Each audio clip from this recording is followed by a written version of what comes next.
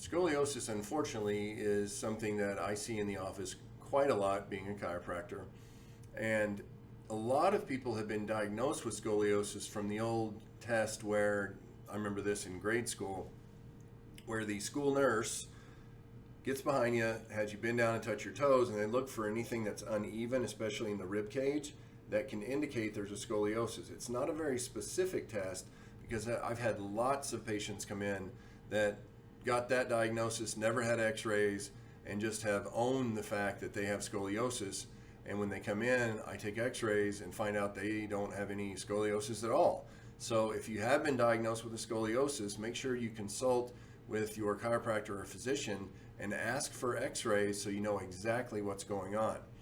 So scoliosis is often believed to only be fixable through wearing a back brace or getting rods put in so that the scoliosis does not get worse, because what happens if it's curved laterally like that, gravity's always pulling down on us, it's a degenerative condition, so that those curves are gradually going to get worse and worse and worse over time, and we don't want that.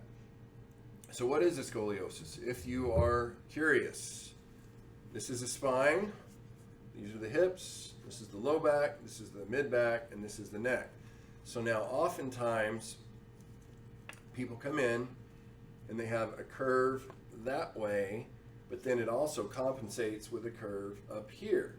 So just to be clear, you have to have a curve of at least 20 degrees in order for it to be considered a scoliosis, at least 20 degrees. A lot of times people come in and it is not even close to 20 degrees, but they've been told that they have scoliosis.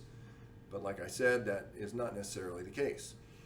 So one of the techniques that I have found that is extremely effective and not invasive at all, there's no injections, there are no rods put in, there's no back bracing required, is if it's curved out, say it's curved out this way, all we do is we have the patient go face down on the table and we gradually nudge this over just with a really easy pressure, and it is amazing, but then that straightens out the spine.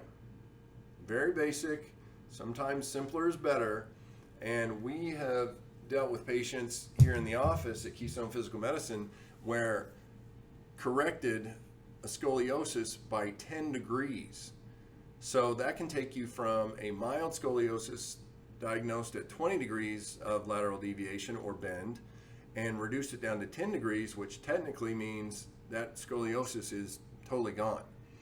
And it is really important, like I mentioned before, because you have those lateral curves if you do have scoliosis, and gravity's always pulling. It is a degenerative issue. It's going to get worse, and some of us who are vain, which isn't necessarily bad because we just care about ourselves, if we do have that lateral deviation with the gravity pulling down, the curve gets worse. Do you think that's going to make you taller or shorter? It's going to make you shorter. And another issue is when you have a really big deviation like that, it's going to crowd the organs, especially up in the ribs, because it shifts, going to make breathing difficult, it's going to affect the heart. In the low back, it's going to affect digestion, and realigning that spine, getting you straighter, is going to help everything function better, because you have three kinds of nerves. You've got motor nerves that go to the muscles. Any pressure on those is going to cause spasms, tightness, fatigue, or even weakness. We have sensory nerves. Those are the ones that cause pain and numbness when there's pressure on those.